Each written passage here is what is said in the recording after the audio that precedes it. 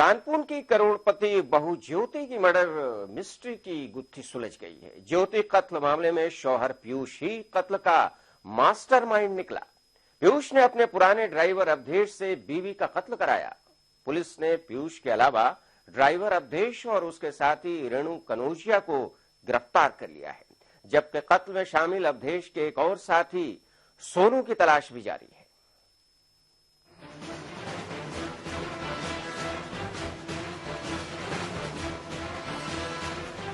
UP के कानपुर की करोड़पति बहू ज्योति कत्ल मामले की गुत्थी सुलझ गई है। पुलिस के मुताबिक पूछगछ के दौरान ज्योति के शौहर पीयूष ने अपना गुनाह कबूल किया है। नाजायज ताल्लुकात के दबाव में पीयूष ने अपनी बीवी ज्योति का कत्ल कराया था। कत्ल की वारदात को अंजाम देने के लिए ड्राइवर का इस्तेमाल किया गया। तो किसने मारा बताओ? अवधेश और उसके तीन चार साथी ने। अवधेश किसका ड्राइवर है? हमारे घर के बगल में पहले गाड़ी चलाता था। कौन है तुम्हारे घर के बगल में कौन रहता है?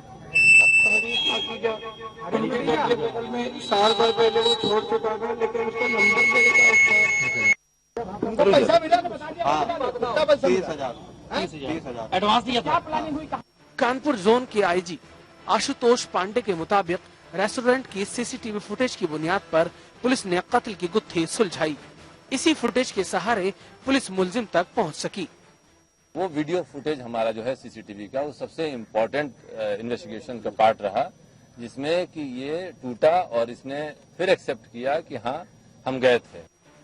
इतवार को ज्योति के कत्ल का मामला सामने आया।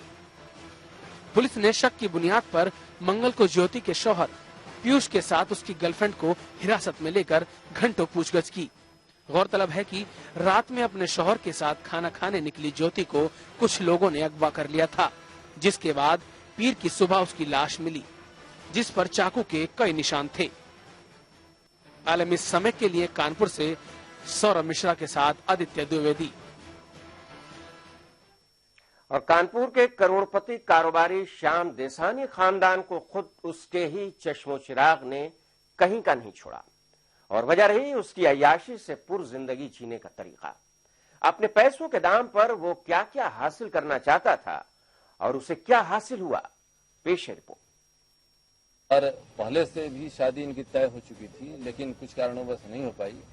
फिजिकली इमोशनली उससे कनेक्टेड थे ये, वो उससे मिल करके ये लोग जल्दीबाजी में थे कि किसी तरह से जल्दी शादी हो जाए। इस तरह से इन लोगों ने ये ड्राइवर के साथ मिल करके इन्होंने एक हंसता खेलता घर उजड़ गया और हाथ कुछ भी नहीं आया। पुलिस के इस बयान से यही साबित होता है कि एक मियां बीवी की जिंदगी में अगर वो यानी दूसरी औरत आ जाए तो शादीशुदा जिंदगी किस तरह से बर्बाद हो सकती है, ये इस वारदात से साबित होता है। पीयूष की जिंदगी में एक दो नहीं बल्कि 4 औरतें थीं। एक उसकी बीवी, एक पड़ोस में रहने वाली लड़की, एक दूसरी औरत जिसका पुलिस ने अभी इंकशाफ नहीं किया है, और एक तीसरी गर्लफ्रेंड जो कि पीयूष की कंपनी में काम किया करती थी। ज्योति के अलावा ये वो औरतें हैं जिनके पीयूष से ताल्लुकात थे, यानी पीयूष किसी एक के साथ भी वफादार नहीं था। लेकिन इन खातून दोस्तों में से एक ऐसी भी थी जिसे वो शादी करके अपना बनाना चाहता था। मित्र से इसकी शादी की बात चल रही थी और ऑलमोस्ट शादी पक्की थी, लेकिन जो कुंडली नहीं मिलने के कारण ये शादी इसकी नहीं हो पाई, जिसके चलते लेकिन उसके संबंध बने रहे और इसके मानसिक संबंध भी थे और शारीरिक संबंध भी थे। ये दोनों चीजें इसने बताई। फिर और वो महिला मित्र इसके घर के बगल में ही रहती है। पीयूष अपनी पड़ोस में रहने वाली गर्लफ्रेंड से जल्द शादी करना चाहता था और अपनी भोली भाली बीवी ज्योति को रास्ते से हटाना चाहता था। इस सिलसिले में अक्सर वो अपने फोन से अपनी गर्लफ्रेंड से बात किया करता था, लेकिन उसने अपनी बातचीत के सबूत मिटाने की भी कोशिश की। उसको अपना ब्लैकबेरी का मोबाइल फोन देने के लिए करीब 10 बजे के आसपास ब्लैकबेरी का मोबाइल फोन जो उसने दिया है, उस महिला मित्र से बात हुई तो उसने बताया कि उसने कहा कि इस ब्लैकबेरी का जो मोबाइल फोन है इसको और जो तुम्हारे पास जो हमने तुमको दिया था, ये दोनों मोबाइल फोन के सिम को नष्ट कर देना और ये फिर मोबाइल फोन यूज नहीं करना। तो इतना बड़ा एविडेंस अभी उस महिला को भी पुलिस ने पूछताछ के लिए बुला लिया है उनसे अभी पूछताछ होगी कि आखिर जब आपको बताया गया कि इस मोबाइल फोन को नष्ट कर दीजिएगा, सिम नष्ट कर दीजिएगा, नहीं बात कीजिएगा। पुलिस के मुताबिक सबूत मिटाने में गर्लफ्रेंड ने भी इस वारदात में पीयूष का पूरा साथ दिया। प्रतीत होता है कि इन दोनों में ऐसा संबंध था जो ये शादी नहीं हो पाई और फिजिकली इमोशनली कनेक्टेड भी हैं और ये अपने शादी से परेशान भी हैं और नहीं चाहते हैं कि ये शादी कंटिन्यू हो और शादी करना चाह रहे हैं। इस तरह की जो बातें आई थी तो कहीं न कहीं महिला मित्र का भी इसमें काफी महत्वपूर्ण भूमिका है। जिस दिन ये वारदात हुई उस दिन भी पीयूष किसी दूसरी लड़की से लगातार मैसेज के जरिए राब्ते में था और वो मैसेज रेस्टोरेंट में भी लगातार आ रहे थे। इन दोनों से बात करने के बाद, पूरे प्रोग्राम सेट करने के बाद फिर ये ऊपर आ रहे हैं। ऊपर आने के बाद बहुत भयंकर रूप से ये परेशान है। इस बीच में इनकी एक दूसरी महिला मित्र है, उसका भी SMS इनको आता है। उस महिला मित्र जो इनके उसमें काम करती है फैक्ट्री में, उससे भी बातचीत हुई। जो हमारी टीम ने बात किया तो उसने बताया कि जो हमने कल आपको बताया था कि 6 घंटे 7 घंटे में 150 SMS एक्सचेंज हुए। ये गर्लफ्रेंड कोई और नहीं बल्कि पीयूष की ही कंपनी में काम करने वाली एक दीगर खातून थी, जिसे पीयूष इमोशनल ब्लैकमेल के जरिए फंसाने की कोशिश कर रहा था। महिला मित्र ने बताया कि ये मैसेज करते थे कि हम बहुत उसको इमोशनली ब्लैकमेल करते थे कि मैं बहुत परेशान हूँ, अपने शादी से खुश नहीं हूँ और तुम मुझसे शादी कर लो, मैं तुमसे शारीरिक संबंध बनाना चाहता हूँ और मुझसे शादी नहीं करोगी तो हम सुसाइड कर लेंगे। और उसके बाद तरह तरह की चीजें लिखते थे। घर की शानो शौकत और पैसे की ताकत के दम पर पीयूष हर वो चीज हासिल करना चाहता था जो उसके ऐशो आराम और अय्याशी के लिए जरूरी थी, लेकिन वो इसमें इतना पागल हो चुका था कि आखिर में उसे कुछ भी हासिल नहीं हो पाया और आज वो सलाखों के पीछे है। आलमी समय के लिए कानपुर से सौरभ मिश्रा के साथ आदित्य द्विवेदी की रिपोर्ट। और एक जिंदगी कहानी बन गई, एक ऐसा कत्ल जिसने सबके होश उड़ा दिए। उम्मीदों से पुर एक लड़की की जिंदगी अचानक खत्म कर दी गई, एक राह अधूरी छोड़ दी गई। एक ही घर में एक साथ रहने वाला जोड़ा, इसमें एक कातिल था और दूसरे का कत्ल होना था।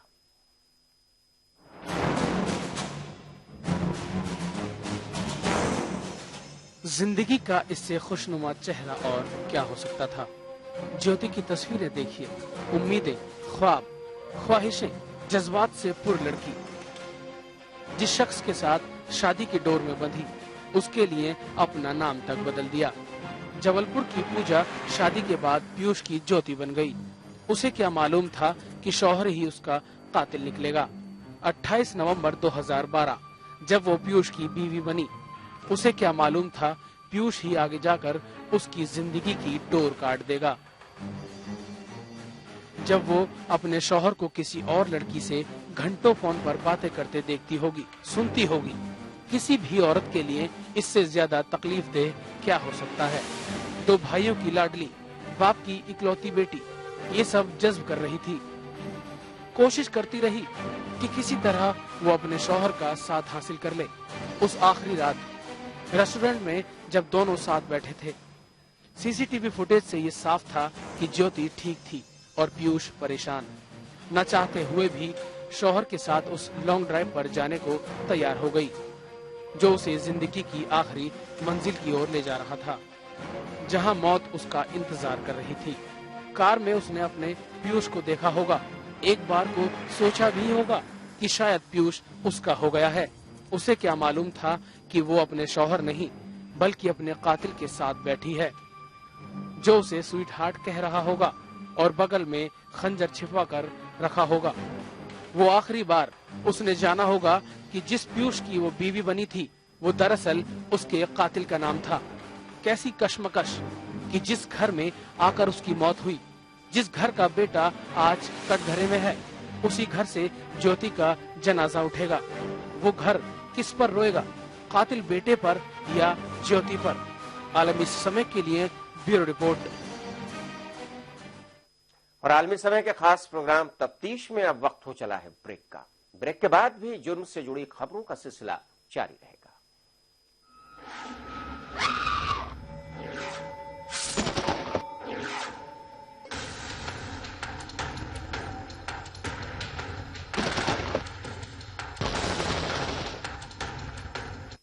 हिंदुस्तान की शान उर्दू का तर्ज बयान, समाज का आईना, हालात का तर्जुमान, आपके मसाइल आपकी जबान, खबरों की समझ इंसाफ का कारवां,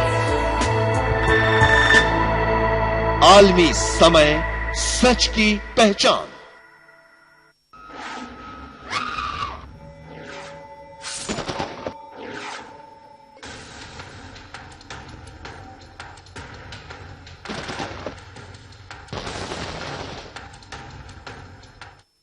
वक्त के बाद एक बार फिर आपका खैर मकदम है। आप देख रहे हैं हमारा खास प्रोग्राम तफ्तीश। बिहार के समस्तीपुर से एक दिल दहला देने वाली वारदात सामने आई है। रेल पुलिस को स्टेशन से बेहोशी की हालत में एक लड़की मिली, जिसे रेलवे अस्पताल में दाखिल कराया गया है। जब लड़की को होश आया तो जिस सच का खुलासा हुआ उसने सबके होश ही उड़ा दिए। वहीं इस मामले में 2 मुलजिमों को गोपालगंज जिले से गिरफ्तार किया गया है। लखनऊ बरौनी एक्सप्रेस ट्रेन में ये लड़की बेहोशी की हालत में पाई गई, जिसे मुसाफिरों ने रेल पुलिस के हवाले कर दिया।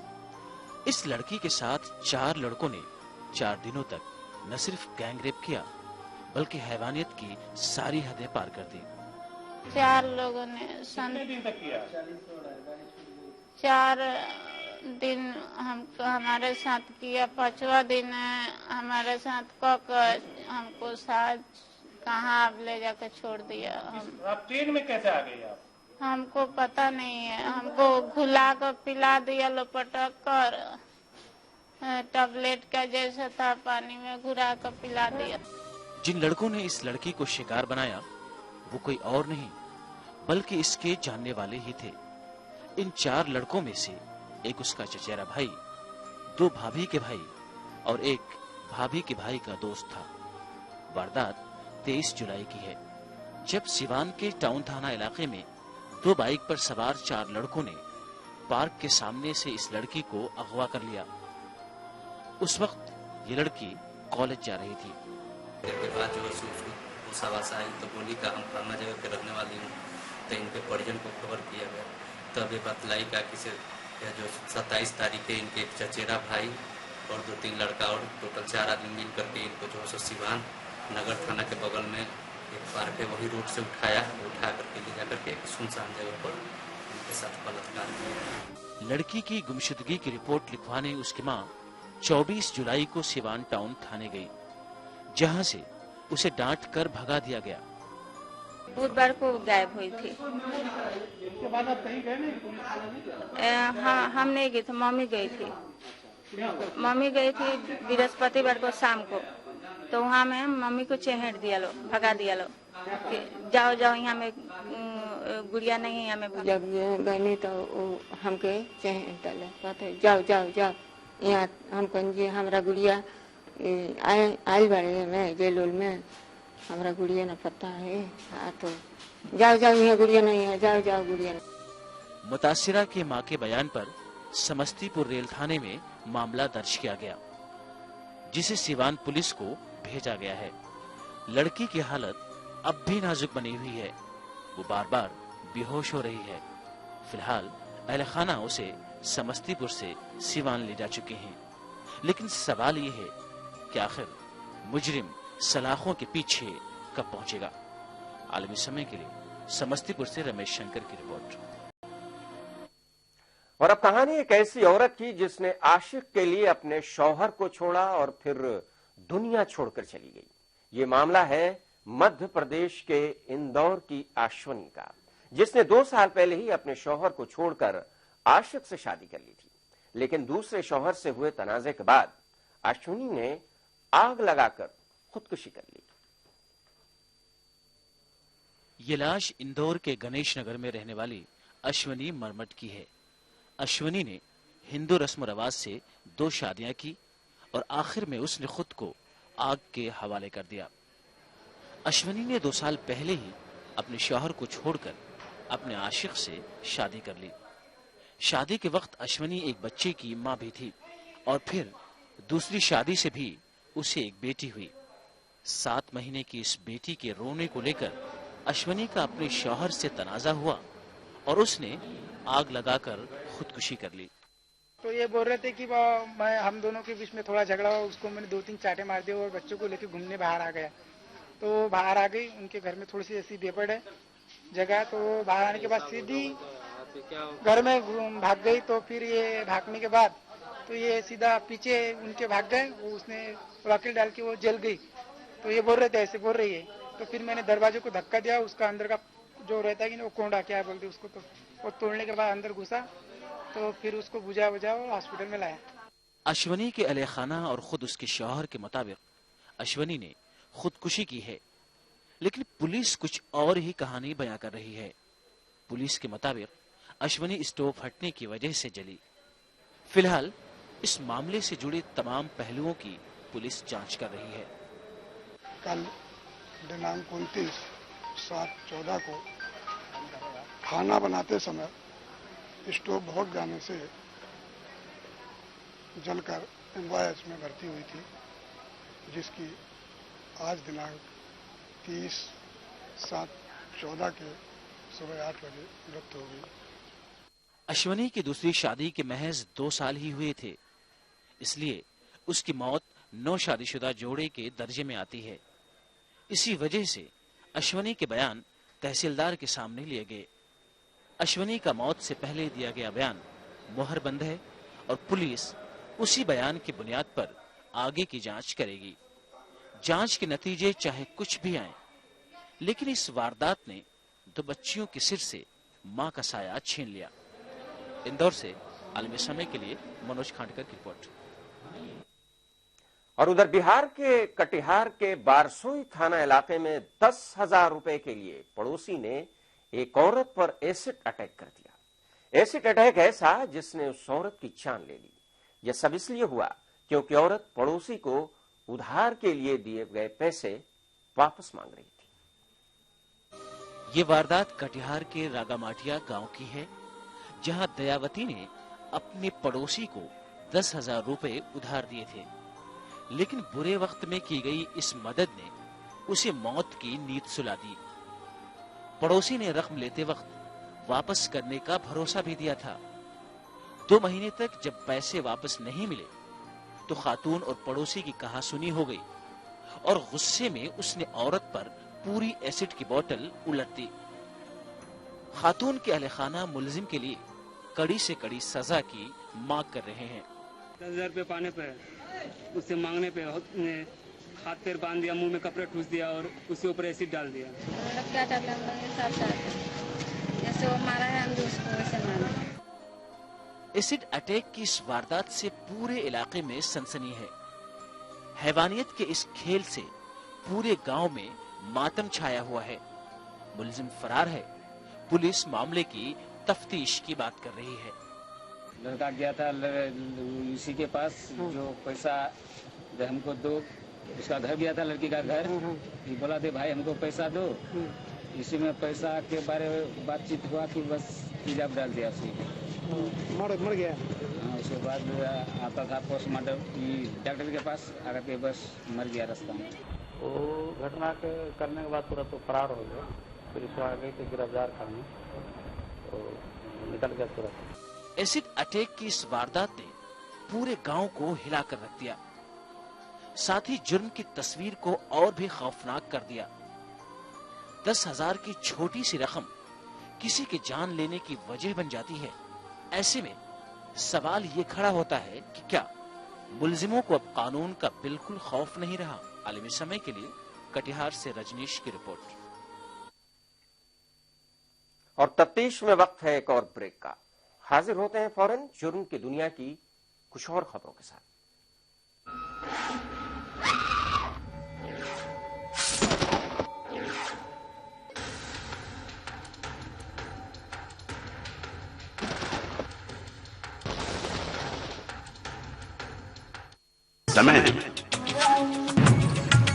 समय परिवर्तन है, समय संजीवनी है,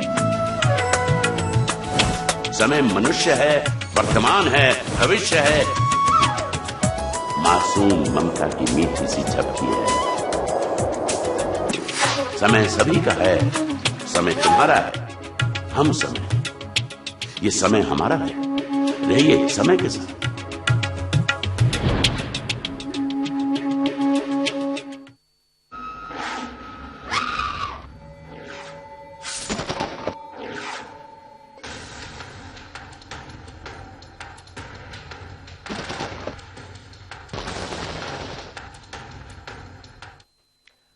के बाद एक बार फिर आपका खैर मकदम है। आप देख रहे हैं तफ्तीश। रतलाम में एक सराफा ताजिर के घर की गई फायरिंग ने शहर में सनसनी फैला दी।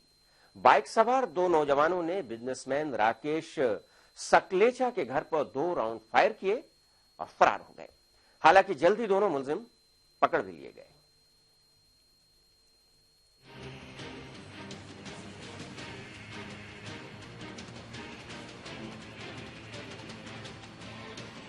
रतलाम के इस खास मोहल्ले में शाम को रोज की तरह चहल पहल थी कि अचानक गोलियों की आवाज से हर कोई सन्न रह गया। भीड़ भरी सड़क पर बाइक सवार 2 नौजवान यहां रहने वाले सर्राफा बिजनेसमैन राकेश सकलेचा के घर पर फायरिंग करते हुए भाग गए। आज अभी जस्ट समझ लो 15-20 मिनट पुरानी बात है। 15 मिनट हम 4-5 दोस्त अंदर बैठे हुए थे, दरवाजा लगा हुआ था, बाहर 2 गोली फायर हुआ। वो दोनों 2 लड़के आए तो फायर करके चले गए। 2 पीछे थी पुलिस, पर वो अलग से आ रहा था पुलिस वाले, तो वो फायर करके चले गए। वो फुटेज कैमरा मेरा कैद है, बता दिया। इस वारदात को 2 दिन पहले की एक और वारदात से जोड़कर देखा जा रहा है। राकेश सकलेचा की दुकान पर 2 नौजवान ने आकर कहा था, कल सुधाकर राव की मां और अहलिया दुकान पर आएंगे, उन्हें जेवर और 5 लाख रुपए दे देना।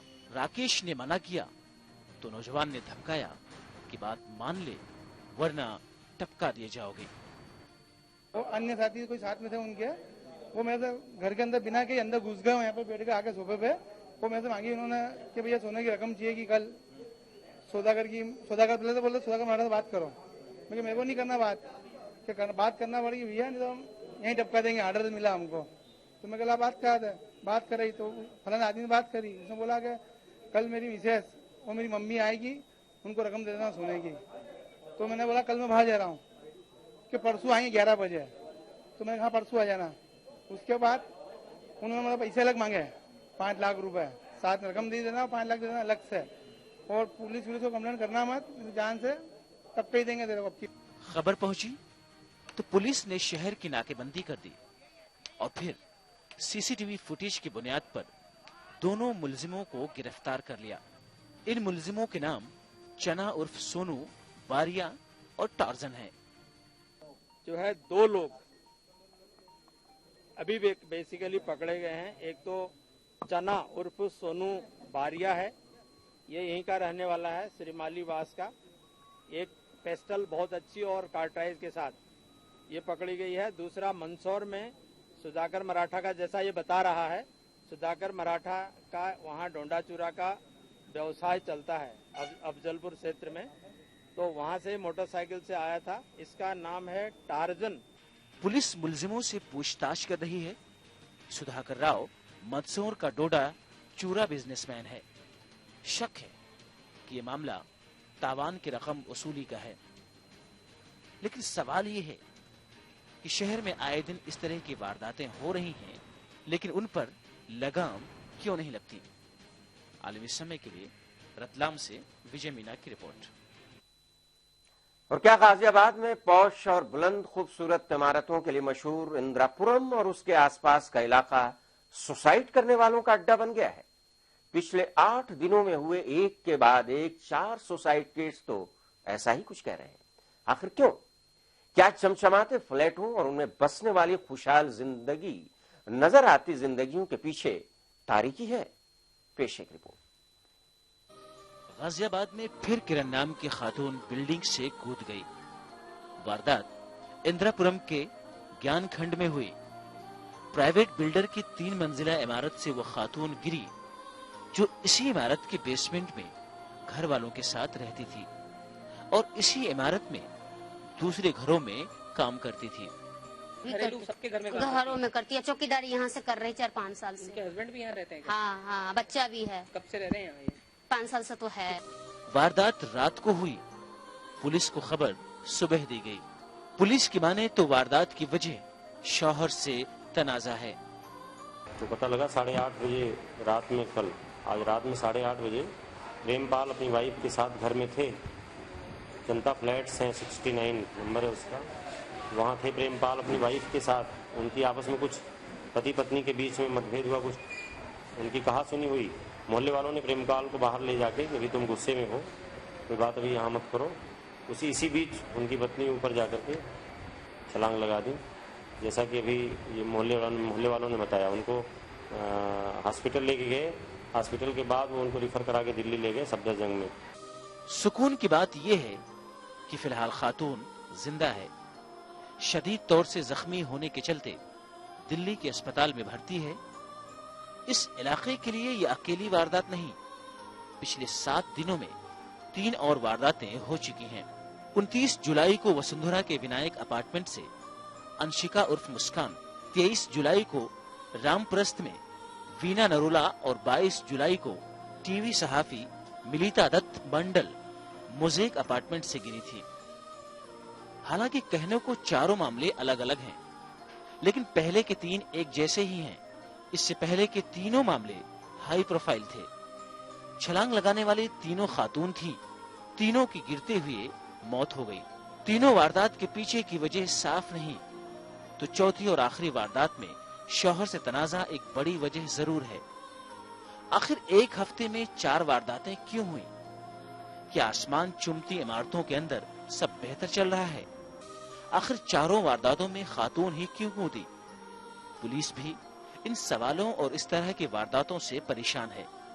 रोकथाम के लिए ये मूलतः मनोविज्ञान और साइकोलॉजी से जुड़ी हुई प्रतीत होती है, इस तरह की बात है।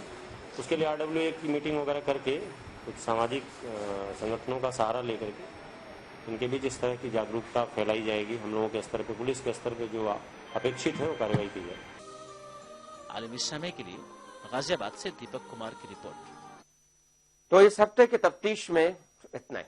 आप आलमी समय को इंटरनेट पर भी देख सकते हैं। इसके लिए आप लॉग ऑन करें हमारी वेबसाइट www.samaylive.com। तो फिलहाल दीजिए इजाजत, लेकिन आप देखते रहिए आलमी समय।